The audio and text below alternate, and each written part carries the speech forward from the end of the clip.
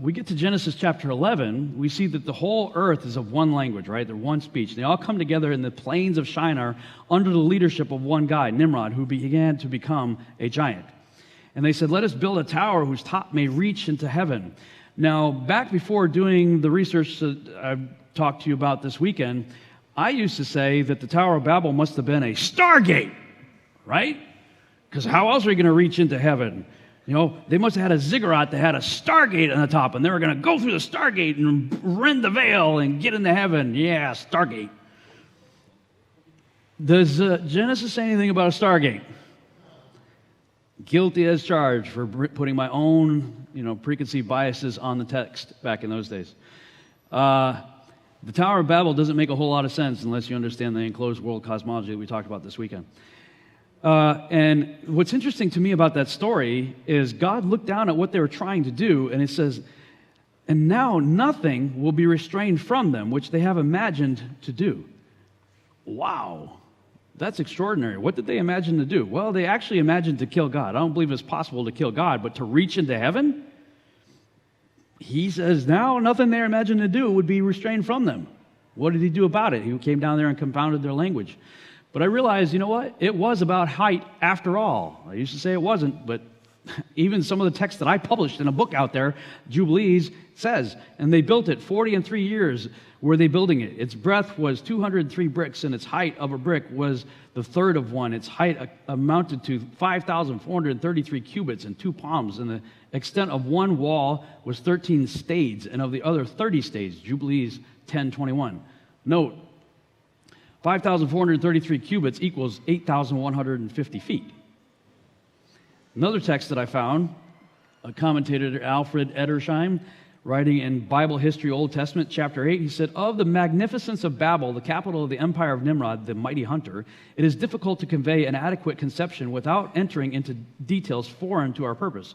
But some idea of it may be formed from its extent, which according to the lowest computation covered no less than 100 square miles, while the highest computation would make it over 200 square miles. I used to say, if it was about height, why did they build it in the plains of Shinar? Why don't you get a head start and build it on a mountain?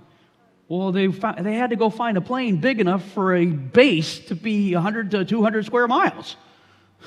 This thing was huge. And the other texts say that when God destroyed it, 2/3 of it, the earth swallowed it up. The other third was left and remained. And in various ancient texts, they talk about the remnants of it, but it was pillaged over the years and people used the materials and whatnot. As we look through the book of Joshua, we get some more detail.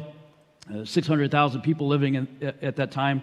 We see there in yellow, they imagined their hearts to war against him and to ascend into heaven. This was their objective. They were going to get into heaven, and they said, and all these people and all the families divided themselves in 3 parts. The first said, we will ascend into heaven and fight against him. The second said, we will ascend to heaven and place our own gods there and serve them. And the third part said, we will ascend to heaven and smite him with bows and spears. And God knew all their works and all their evil thoughts, and he saw the city and the tower which they were building. And it goes on to say that it would take a long time to get the bricks up there as it started getting higher and higher and higher. And if somebody fell off, nobody cared. But if they dropped a brick, it was like everybody's like, "Wah!" It was a major problem. This was quite the endeavor. And as a result, God said nothing would be restrained from them, so he confounds their language. And then this one guy, Nimrod, I covered this in my Mythology and the Coming Great Deception series, became known by many different names.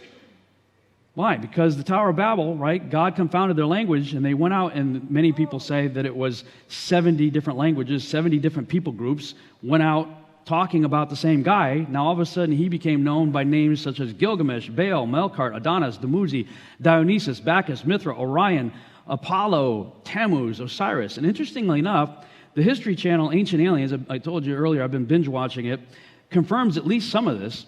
As they were looking at the space program, and they were identifying how occult the NASA space program is, they make the Orion, Osiris, Apollo connection. Check it out.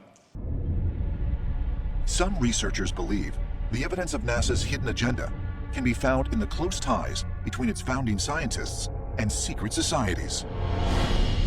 These secret societies had at their core essentially a belief that they were directly descended from these great gods of ancient Egypt, Isis, Osiris, and Horus. and they considered these gods to be truly the source of their bloodline, but also that these gods themselves came from space. At the very top, you had the Freemasons. You had James Webb, who was a director of NASA. You had a man named Kenneth Kleinknecht, who was the head of the Mercury program, the Apollo program, the Gemini program. He was a 33rd degree Scottish Rite Freemason. Below them, you had the Hermetic Order of the Golden Dawn, or followers of Aleister Crowley. People like Jack Parsons out at JPL were all put together, and so they all ended up under the very same roof with the very same agenda and the very same belief system. We see this practice of passing knowledge down through a secret society go back all the way to the days of the Illuminati, who believed that a select few of the elite were smart enough, were capable of handling this secret knowledge, but not the population at large.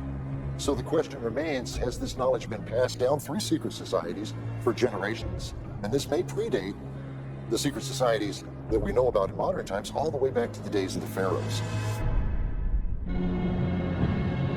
Like the ancient Egyptians, could NASA's founding fathers have shared the belief that humans descended from extraterrestrial beings? What did the members of these secret societies know about space travel? And how did the ancient past influence their work? Researchers believe the connection to ancient Egyptian beliefs can also be found in the emblem of NASA's Apollo space program. They claim that the large A in the star field stands not for the Greek god Apollo, but for Asar, the Egyptian god more commonly known as Osiris. This is indicated by the cluster of 3 stars in the center of the A, which represent the stars of Orion's belt. You have to wonder if stars like Orion and Sirius are very important to NASA, because this is where the ancient traditions, including Egyptian, have said that the space gods came from. This is our origins. According to NASA records, the area of the moon called the Sea of Tranquility was chosen for the first lunar landing based on its flat surface. But some researchers suggest this site was chosen because on that date, its coordinates lined up directly under Orion's belt.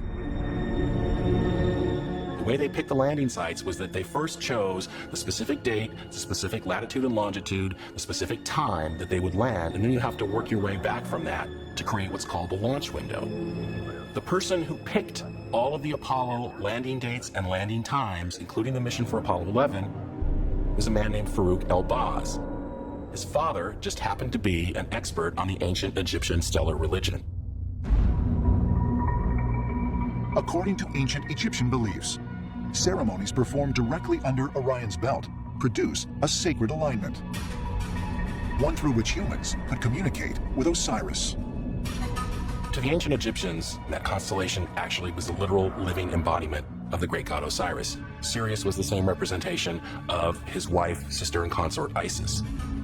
Together, those two essentially ruled the skies, and the life of the Egyptian people themselves was dictated by the rotation, the movement, and the placement of those two celestial objects in the heavens. Apollo 11 had landed at a specific date and a specific time where the 3 belt stars of Orion were on the horizon at that time, 33 minutes after landing. Buzz Aldrin, the second man to walk on the moon, a 33-degree Scottish Rite Freemason, was in fact performing a ceremony on board the lunar module with Neil Armstrong. What they were doing was pouring wine into chalices, breaking bread, and doing what essentially is called a communion ceremony. Now, the interesting thing about the communion ceremony is that although it's Catholic, it actually has its origins in a much deeper, farther back ritual, which was an offering to the god Osiris himself. So they are performing essentially an offering to Osiris himself. Pretty crazy. Now, that whole issue on the communion thing, how many of you have heard the documentary Zeitgeist? You heard of Zeitgeist? In this documentary, and there have been others like it, where they try to basically say Jesus is just another dying and resurrecting sun god of antiquity, and they try to link Jesus to Horus and a whole lot of other people. When I saw that documentary, I said, you know what? They're right. They're absolutely right. But that Jesus doesn't exist. That's not the Jesus that I worship. That's the Jesus that came out of paganism that was largely put forward by the Catholic Church when they started changing everything and doing away with the feasts and the Sabbath and things like that and substituting them with pagan rituals and different things like that, and being born on December 25th, the day of the dying and resurrecting sun gods of antiquity.